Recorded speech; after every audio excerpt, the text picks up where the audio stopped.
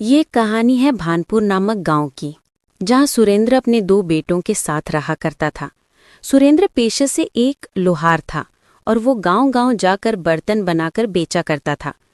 उसके इस काम में उसके दोनों बेटे उसकी मदद किया करते थे। अब सुरेंद्र बूढ़ा हो चुका था और वो गांव-गांव जाकर बर्तन नहीं बेच सकता था, इसलिए वो अपने बच्चों को बर्तन बेचने के लिए भेजा करता था। एक दिन सुरेंद्र अपने बड़े बेटे से बोला, क्या रे अनिल, तेरा काम अभी तक समाप्त नहीं हुआ? सारे बर्तन बनकर तैयार हो चुके हैं। उन्हें अभी जाकर गांव-गांव में बेच कर आओ। और हाँ, एक बात और, आते वक्त घर में लगने वाला सारा सामान लेकर आना। अरे सुनील, तुम इसे याद दिला देना। ठीक है पिताजी। ये लो सुनील, आधे बर्तन तू पकड़, आधे मैं पकड़ लेता हूँ। और अगर कोई भी मोल भाव करेगा तो तू नहीं बोलेगा, उनसे मैं बात करूंगा। तू बीच में मत बोलना, ठीक है? खरीदने वालों से तू ही बात करना, मैं नहीं करूंगा। ऐसा कहकर वो दोनों गांव में बर्तन बेचने के लिए चले जाते हैं। कल हम बसंतपुर गए थे, आज हम गीता नगर जाएंगे। मेरी विजय चाचा भी उसी गांव में रहते हैं, उनको पतीला भी देकर आना है। फिर वो दोनों गीतानगर के लिए चले जाते हैं। गीतानगर में रामू अपनी दादी के साथ रहा करता था। उसे जैसे ही अनिल और सुनील गीतानगर में दिखाई देते हैं, वो उनके पास जाकर बोलता है, चाचा जी, ये चिमटा कितने का दिया? ये चिमटा पूरे 5 आने का है। लेकिन चाचा जी, मेरे पास तो सिर्फ 2 ही आने हैं, परंतु मुझे इस चिमटे की बहुत ही ज्यादा जरूरत है। जब जब मेरी दादी तवे पर रोटी सेकती हैं, तो उनके हाथ जल जाते हैं। ये देखकर मुझे बिल्कुल भी अच्छा नहीं लगता। क्या आप मुझे 2 आने में ये चिमटा दे सकते हैं? नहीं बेटा, हम तुम्हें ये चिमटा इतनी कम कीमत पर नहीं दे सकते। ठीक है। ये बोलकर वो दोनों आगे निकल जाते हैं। अरे ये क्या, पिताजी ने तो ये चिमटा हमें 2 आने में बेचने के लिए कहा था और तुम इसे 5 आने में बेच रहे हो, और उसे कितनी जरूरत भी थी। तुम चुप रहो, मुझे पता है कि व्यापार कैसे करना है। और फिर वो दोनों आगे निकल जाते हैं। अरे तुमने उस बच्चे को देखा? बेचारा कितना दुखी था। अगर वो चिमटा उसे दे देते तो वो कितना खुश हो जाता। वैसे भी 2 आना ही तो था ना, लेकिन तूने उसे 5 आना कहा। अगर तू उसे 2 आना बोलता तो शायद वो ये चिमटा ले लेता। उसने नहीं लिया तो क्या हुआ, कोई और ले लेगा। वैसे भी मुझे पता था वो ये चिमटा नहीं लेने वाला था, इसलिए मैंने ऐसा कहा। तुमने उस बच्चे को जिस नजर से देखा, ये मुझे बिल्कुल भी अच्छा नहीं लगा। और इस तरह वो दोनों आगे बढ़ जाते हैं। अरे भाई, ये तवा कितने का है? जी सिर्फ 8 आना 4 आना। अरे ये क्या, 8 आना 4 आना? कहीं तुम लोग मुझे बेवकूफ तो नहीं बना रहे हो? असल में 4 आना है या 8 आना है? वो क्या है ना चाचा, जो उसके पास है वो सिर्फ 4 आने का है, और जो मेरे पास है वो 8 आने का है। उसमें जो लोहा लगाया गया है वो थोड़ा हल्का है, इसीलिए इसकी कीमत 4 आना। और जो मेरे पास है, इसमें अच्छी किस्म का लोहा लगाया गया है, इसीलिए इसकी कीमत 8 आने बताई है। ठीक है, तो मुझे 8 आने का नहीं, 4 आने का तवा दो। ठीक है चाचा, ये लीजिए। मैंने तुझे पहले ही बोला था कि खरीदने वाले से तू बात नहीं करेगा। अब देख, 4 आने का नुकसान हो गया। लेकिन पिताजी ने तो हमें ये 4 आने में ही बेचने के लिए कहा था, फिर तुम इसे 8 आने में क्यों बेच रहे हो? तू बस इतना समझ, अगर हम इसे 4 आने में बेचेंगे तो इसको ज्यादा लोग खरीदेंगे। सुन रहे हो ना तुम? अपना मुंह बंद रखो। व्यापार करने की समझ नहीं, और चला है मुझे समझाने। अब चल, विजय चाचा के पास जाना है, उन्हें पतीला देकर आना है। चल अब जल्दी चल। और फिर वो दोनों विजय चाचा के पास चले जाते हैं। अरे आओ अनिल और सुनील, तुमने तो 2 दिन में आने के लिए बोला था, तो फिर ये 4 दिन कैसे हो गए? इस बार इतनी लेट कैसे हो गए भाई? इस पतीले को लेकर तुम्हारी चाची मुझसे रोज झगड़ा करती है। इस बार माफी चाहते हैं चाचा, लेकिन इस बार कच्चा माल लेकर आने में थोड़ी देर हो गई, इसीलिए पतीला थोड़ा लेट बना। ये लीजिए चाचा, आपने जैसा बोला था वैसा ही तैयार करके दिया है। कितना दाम है इस पतीले का? चाचा सिर्फ 20 आना। लेकिन पहले तो तुमने मुझे 15 आना बोला था, और अब 20 आना बोल रहे हो। इतना फर्क कैसे हुआ? वो क्या है ना चाचा, जो हम पतीला बेचते हैं उसकी कीमत 15 आना ही होती है, लेकिन ये पतीला खास आपके लिए तैयार किया गया है, इसलिए इसकी कीमत थोड़ी ज्यादा है, और इसमें सामान भी अच्छा उपयोग किया गया है चाचा। ठीक है, लेकिन ये तुम्हें पहले बोलना चाहिए था। ये लो तुम्हारे पैसे। अरे ये क्या अनिल, तुमने यहाँ भी ऐसे ही किया? 15 आने का पतीला तुमने 20 आने में क्यों दिया? ऐसे धोखा देना गलत बात है। तू 5 आना ज्यादा कमाने की सोच रहा है। अगर उन्हें अगली बार फिर से बर्तन की जरूरत पड़ेगी तो वो लोग हमसे दोबारा बर्तन नहीं खरीदेंगे। तुम्हें किस जगह पर कैसे रहना है ये तो तुझे पता नहीं, और चला है मुझे सिखाने। चल अब आगे चलते हैं। फिर वो दोनों बचे हुए बर्तन लेकर आगे निकल जाते हैं और उन बर्तनों को बेचकर और अपने घर के लिए सामान लेकर फिर वो घर लौट जाते हैं। फिर घर जाने के बाद क्या रे, सब सामान बेचकर आए या फिर कुछ वापस भी लेकर आए हो? अब खड़े ही रहोगे या कुछ बोलोगे भी? सब बेच दिया पिताजी। वो कल। तू रुक जा। ये लो पिताजी, आज की कमाई। इनमें से कुछ सामान के लिए खर्च हो गए। कल से मैं इसके साथ नहीं जाऊंगा। वैसे भी ज्यादा पैसे आने चाहिए थे, लेकिन कम आए। क्या हुआ? इसने क्या किया? और पैसा कम थोड़ी आया है, बराबर आया है। हाँ पता है मुझे। ये जो भी पैसे आए हैं मेरी वजह से आए हैं पिताजी। ये कम दाम में बेच रहा था। मैंने 4 आने की चीज 8 आने में बेची। लेकिन मैंने तो तुझे 4 आने में बेचने के लिए कहा था। अगर तुम ऐसा ही करोगे तो कोई भी तुमसे दोबारा बर्तन नहीं खरीदेगा। अगर आप भी ऐसे कहोगे पिताजी तो फिर कैसे चलेगा? आप ऐसा कैसे सोच सकते हैं? ठीक है, अब किया सो किया, लेकिन आगे से सिर्फ 4 आने में ही बेचना। खुद का दिमाग ज्यादा मत लगाया कर, समझे तुम? फिर दूसरे दिन पिताजी दोनों को अलग अलग सामान देकर भेजते हैं। उस सामान को लेकर अनिल को सुनील के साथ जाने की इच्छा नहीं हुई और अनिल सुनील से बोलता है, अरे सुनील, तू दूसरे गांव जा, मैं दूसरे गांव जाता हूँ। सारा सामान बेचकर आने के बाद हम दोनों इसी पेड़ के नीचे मिलेंगे। और मेरे बगैर तू कितना सामान बेचता है जरा मैं भी तो देखूं। अरे ऐसा क्यों? पिताजी ने तो साथ में जाने को कहा था। अगर पिताजी को पता चल गया तो पिताजी क्या कहेंगे? अगर पिताजी कुछ कहेंगे तो मैं देख लूंगा। चल अब जा। अरे बेटा, ये पतीला कितने का दिया? सिर्फ 20 आने का चाचा जी। क्या 20 आने का? ये बहुत महंगा है। महंगा तो है चाचा, लेकिन हमने इसमें बहुत ही अच्छी किस्म का माल उपयोग किया है और ये जल्दी खराब भी नहीं होगा। ये आपके पास बहुत लंबे समय तक भी चलेगा चाचा। फिर भी तुम इस पतीले के बहुत ज्यादा दाम बता रहे हो। देखने में तो अच्छा लग रहा है, लेकिन तुम इसके दाम बहुत अधिक बता रही हो। क्या है ना, महंगाई थोड़ी बढ़ गई है, जिसके कारण कच्चा माल भी बहुत ही महंगा हो गया है। इस वजह से ये सब महंगा हो गया है। ठीक है, ये लो 20 आने। अच्छा है सुनील मेरे साथ आज नहीं है।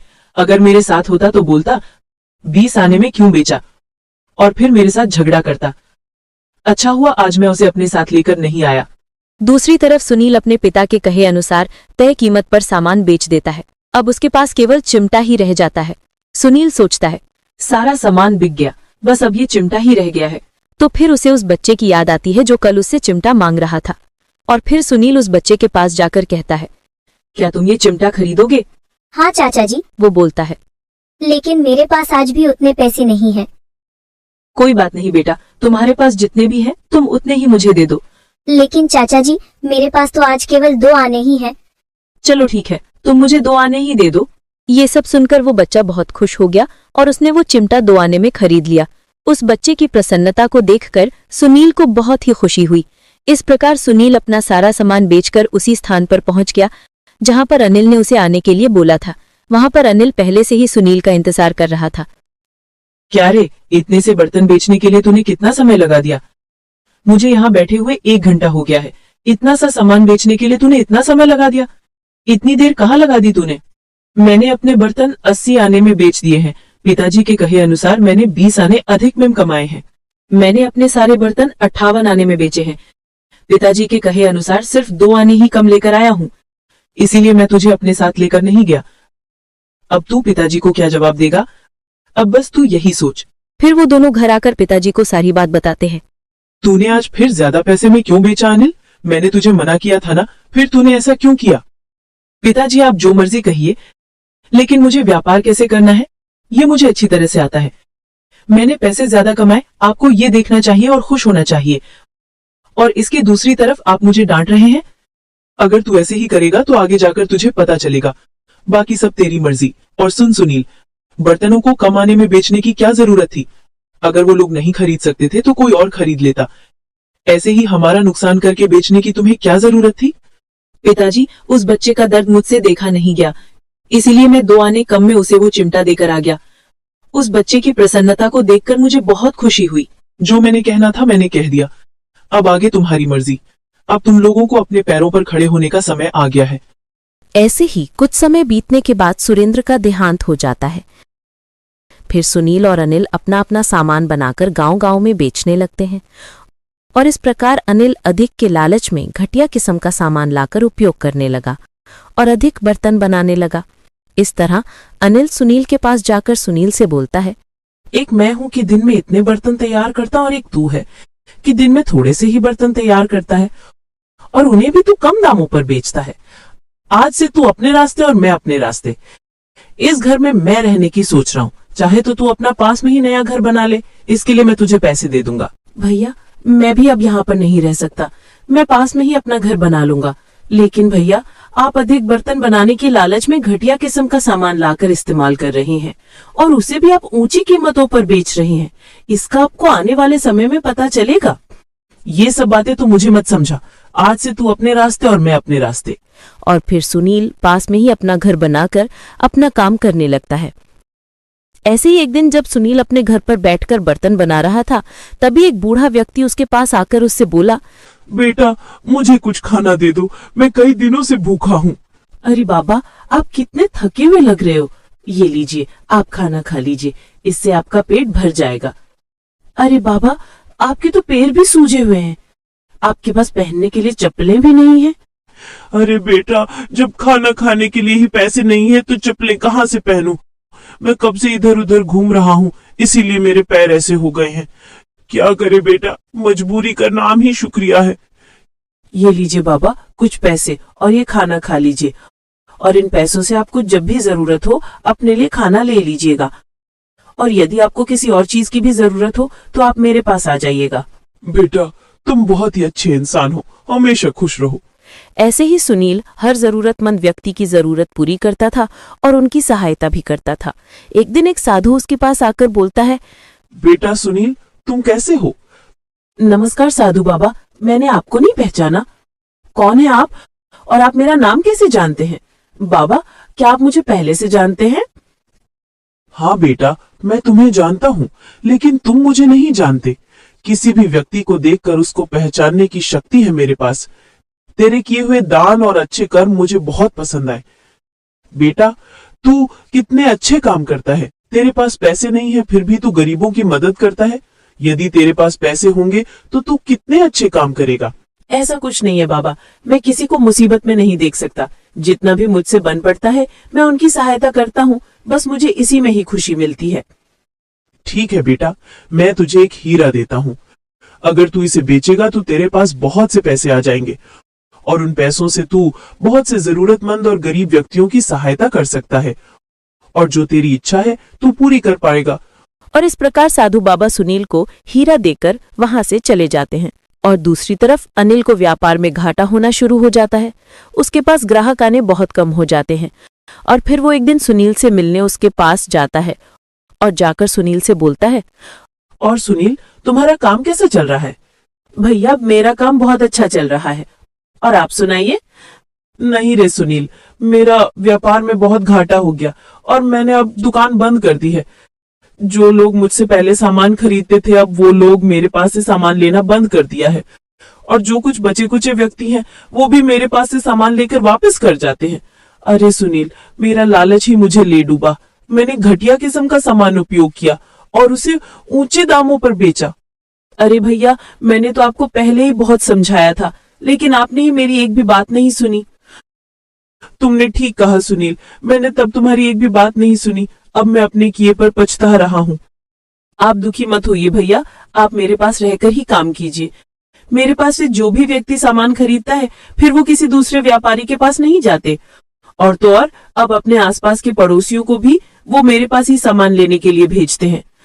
और फिर दोनों भाई एक दूसरे के साथ मिलकर काम करने लगते हैं। और तभी एक दिन साधु बाबा उनके पास आते हैं और सुनील से बोलते हैं, क्या बात है बेटा सुनील, मैंने तुझे जो हीरा दिया था तुमने वो नहीं बेचा? अगर तुम उसे बेच देते तो तेरे पास आज बहुत से पैसे होते। फिर सुनील साधु बाबा से कहता है कि अगर मैं उस हीरे को बेच देता तो मेरे पास बिना मेहनत किए ही बहुत सा धन आ जाता, जिस कारण मुझ में अहंकार भी आ सकता था बाबा, और इतना सारा धन देखकर मैं धन का लोभी भी हो जाता और किसी भी व्यक्ति की सहायता नहीं कर पाता। मैं अपनी मेहनत से कमाना चाहता हूँ और बिना मेहनत किए उस हीरे से प्राप्त धन को मैं नहीं ले सकता। मैं परिश्रम करके ही अपना जीवन यापन कर लूंगा स्वामी, और उससे मुझे जो भी प्राप्त होगा मैं उससे उन्हीं जरूरतमंद और गरीब व्यक्तियों की सहायता भी करूंगा। मुझे इसी में खुशी मिलती है। आप अपना हीरा ले जा सकते हैं स्वामी, कृपा करके आप उस हीरे को अपने साथ ले जाएं। ठीक है बेटा, तुम ऐसे ही परिश्रम करते रहो और गरीब व्यक्तियों की सहायता करते रहो। भगवान तुम्हारा भला करेगा। और फिर साधु बाबा अपना हीरा लेकर वहां से चले जाते हैं।